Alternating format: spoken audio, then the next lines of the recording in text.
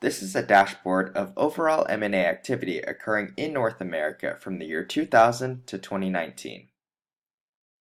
Now the graph on the top left shows the number of deals occurring over time. There are two main areas where you can influence the activity of the rest of the dashboard. This is in the acquire industry and the target industry. So if you wanted to view every time a financial firm underwent an acquisition, you can click it. This graph updates, as well as this dynamic text. It shows that there has been 56,000 acquisitions in the sample, which makes up 31% of all North American deals. You can do the same with the target industry.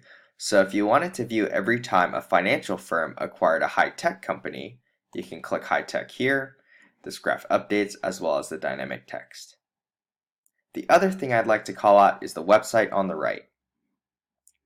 So the website is Thomson Reuters, which is where this data came from.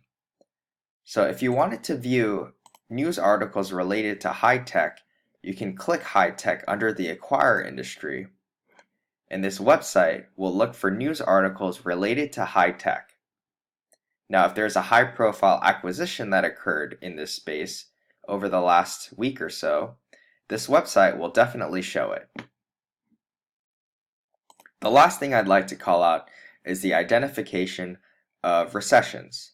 So I noticed that during recessions, M&A activity tends to dip.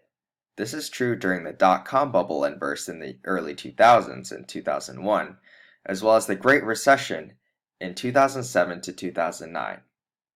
Interestingly, we also see a dip in M&A activity from 2007 all the way to today.